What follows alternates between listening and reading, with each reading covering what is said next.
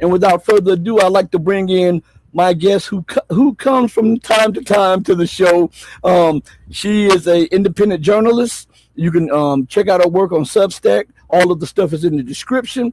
She also writes for RT. This is Helen Buyniski. I have to bring you on the platform. It looks good in the background. How are you doing today, Helen? I'm good. How are you? I'm doing pretty good, Helen. I want to start off by reading an article that I just saw as we came on the air. And this article, the headline is America has reached the limits of its power. And it is the featured article on RT. And before you go into your explanation on this, I want to bring up a definition from Google AI. And Google AI overview says reaching the limits of power signifies the point at which an individual, organization, or nation has exhausted its capacity to influence, control, or achieve further results, often hitting a ceiling where continued efforts yield diminishing returns or counterproductive consequences. Now, saying that, when we look at what America is trying to do in Latin America and in Africa and in West Asia and Asia proper, do you think that that is an apt definition for where America now finds herself? I think so because it's been coasting. America has been coasting on its reputation for a long time now. Like it's been known within certain circles of the military or certain circles of commentators that our weapons were not quite the best things in the world, or things that have never been like never been seen before, as Trump is so fond of saying.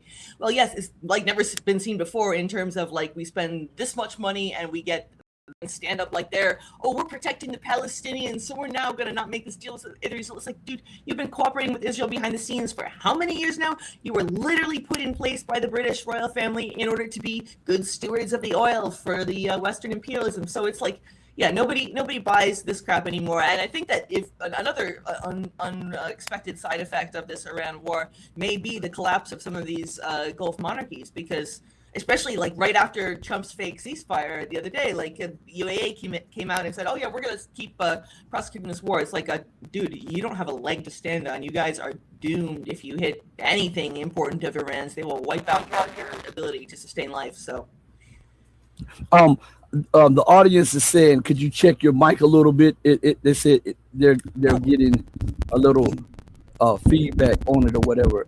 Uh, feedback. and maybe Let me take out my earrings. They might be hitting the thing. okay.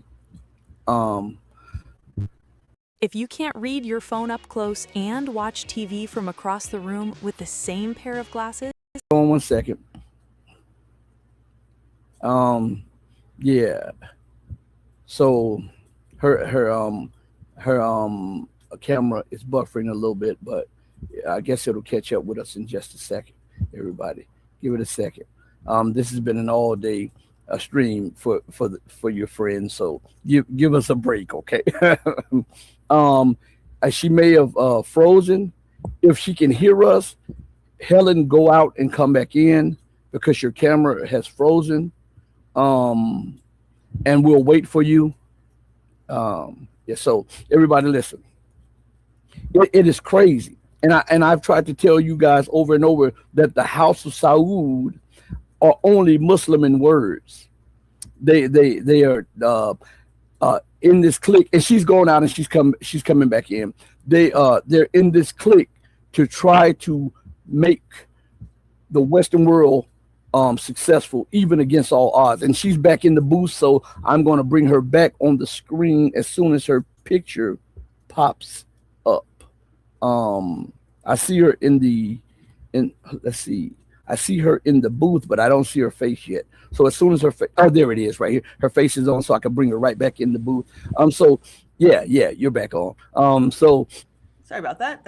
it's okay, but as I said, it is absolutely crazy how all of these nations are working behind closed doors to bring down Iran, because Iran is standing up against Western hegemony, and they're all losing. And that's the crazy thing about it. Do you think that behind closed doors they're having a hissy fit at at the White House because none of their plans are coming to fruition, and they are being forced to beg uncle and take the knee for peace, for quote unquote peace talks.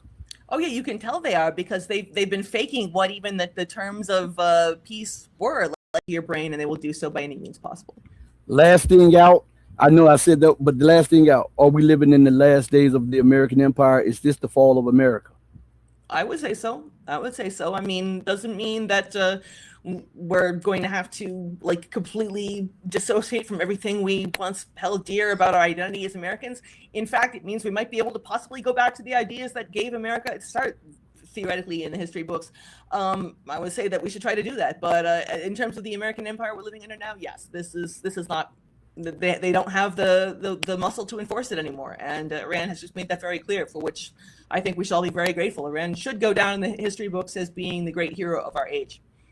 Thank you so much, Helen. I'll send you the video in a few minutes. You be safe and you be blessed. Thank you so much. Thanks, everybody. We got to give her applause here. Everybody listen, tomorrow we'll have E. Michael Jones on the platform at noon. Sunday we're going to have a surprise. I don't know if it'll be Sunday or Monday, but I know next week we'll have Commodore Steve Jeremy on the platform, and we'll have Ambassador Chaz Freeman on the platform. We're going to have a few other people on the platform. I want to thank each and every one of you for joining me on the most powerful platform for truth on God's green earth. This is your platform for education, elevation, and edification. This is the Red Pill Diaries. We hit you up 4 times today. We gave you a quad hitter today. So I want to thank each and every one of you for joining me. And remember to do right by others, not because there's some material gain to be had or because some accolades to be had. Do right by others because it's the right, the humane, and the godly thing to do, because even when no one else is watching you, remember that God Almighty is watching you. As my late, great, and beautiful mother would always say, God sits high on the throne of power, but he looks low at the actions of man. Know that I love each and every one of you who loves truth, but know that the love that I have for you will always pale in comparison to the love that God has for you. Until we next speak again, stay strong, stay true, but above all things, remember to stay righteous. Hey, mama, your baby boy loves you more than life. Thank you, everybody.